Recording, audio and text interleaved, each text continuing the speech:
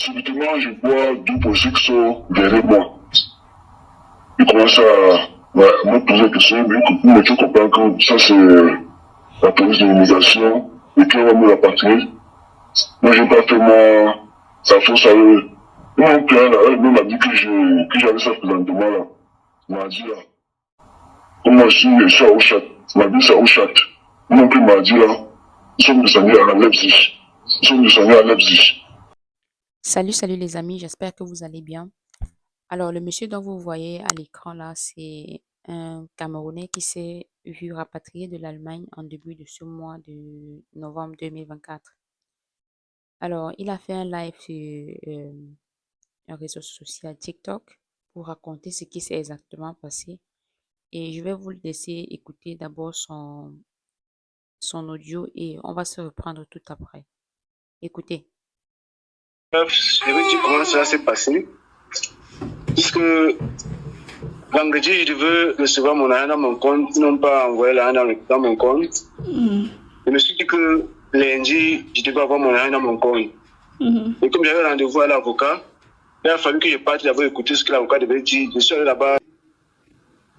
L'avocat lui a parlé, ce qu'il a eu à parler. Bon, il m'a fait comprendre que si on va me déporter là maintenant, c'est l'ambassadeur camerounais qui va donner le OK pour que la police allemande puisse me déporter. Et je suis rentré là-bas lundi pour rendez-vous avec l'avocat. Mardi, j'avais encore rendez-vous dans mon social mardi pour renouveler mon Oswald. Le Oswald comme marche à ça chaque 3 mois. Oui. Oswald comme marche à ça chaque 3 mois. Et je suis allé à 9h. Je donne mon Oswald à la dame qui travaille dans le bureau. Elle a pris mon bureau. Elle est entrée dans son bureau. Elle est entrée dans son bureau. À un petit moment, elle sort encore dans son bureau. Elle me demande si ça va. Je dis que non, ça va un peu pas trop. Elle ne fait que rôder devant moi, je ne sais pas ce qui s'est passé. Subitement, je vois deux policiers qui sont derrière moi. Ils commencent à me poser des questions, mais tu comprends que ça c'est la police de l'immigration et qu'on va me rapatrier. Moi, je n'ai pas fait sa fausse à eux. Mon père, là, elle m'a dit que j'avais ça présentement, là. Il m'a dit, là, comme moi, je suis à Oushat. Il m'a dit, c'est à Oushat. Mon père m'a dit, là, nous sommes descendus à Leipzig. Ils m'ont laissé à la police de Leipzig. Et puis, ils sont rentrés à Oushat. Maintenant, c'est la police de Leipzig qui a commencé à faire le travail, m'ont amené au niveau de Dresden, devant le juge là-bas, là. Le juge a fait comprendre que non, la décision vient de l'ambassadeur, que l'ambassadeur a laissé OK comme on me rapatrie. C'est comme ça qu'on m'a amené dans la cellule de déportation.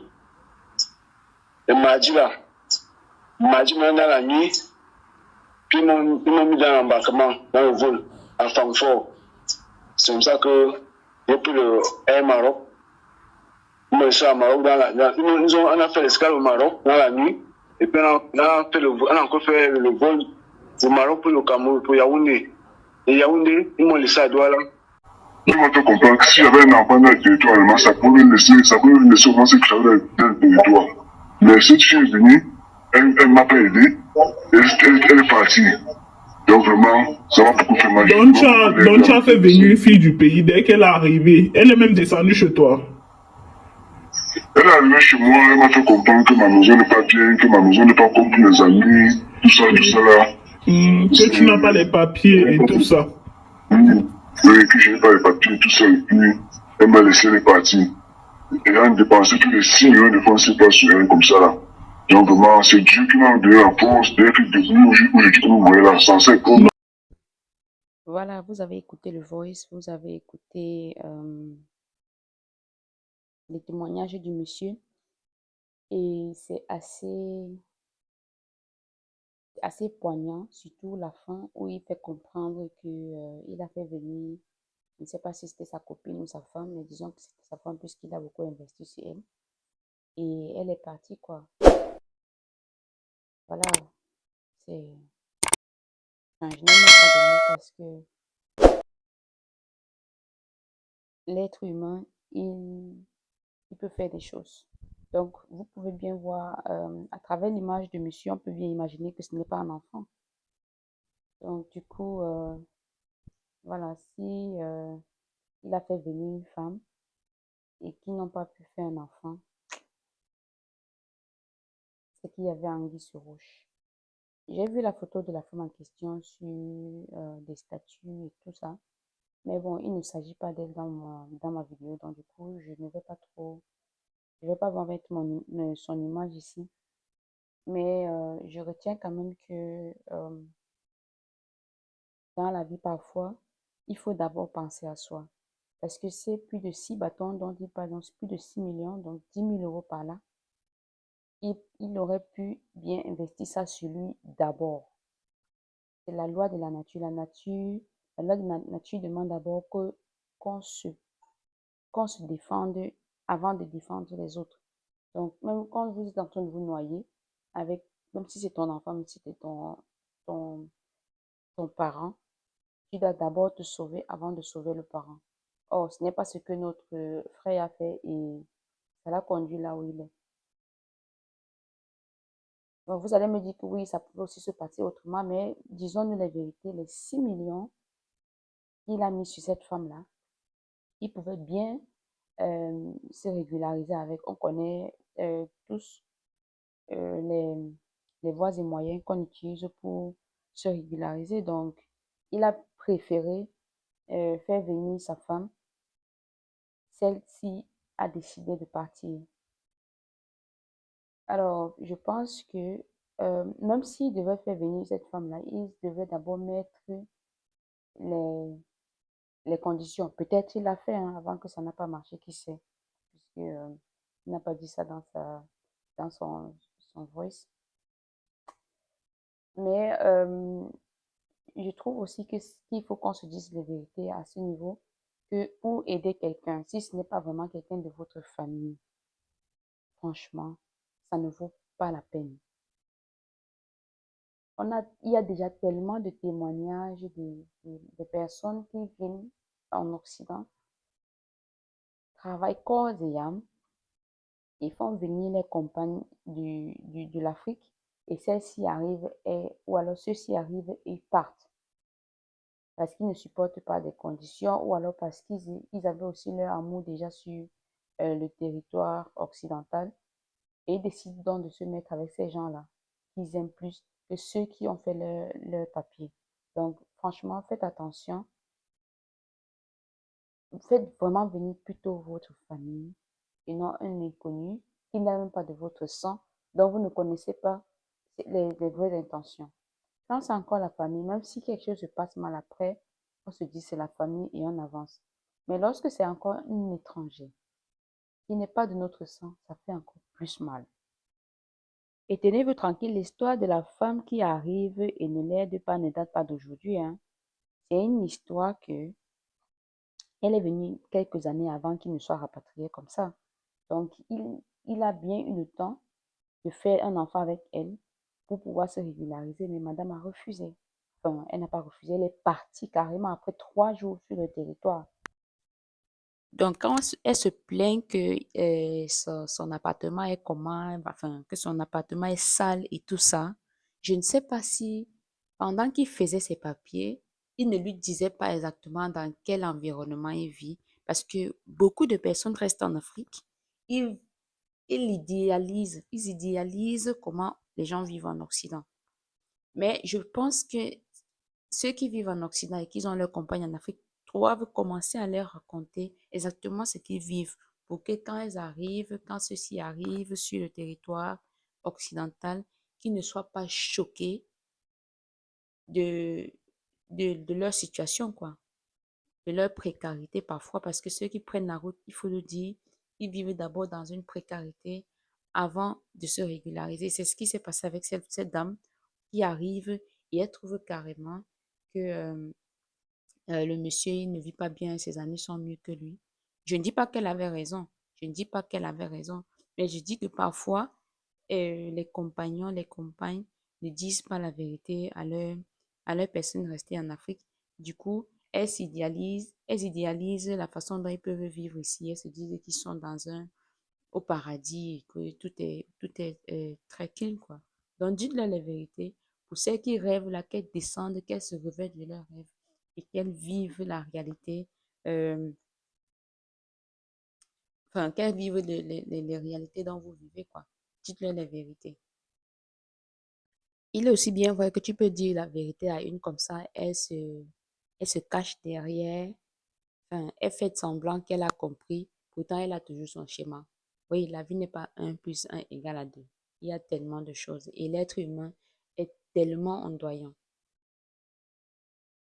Oui, l'être humain est tellement ondoyant.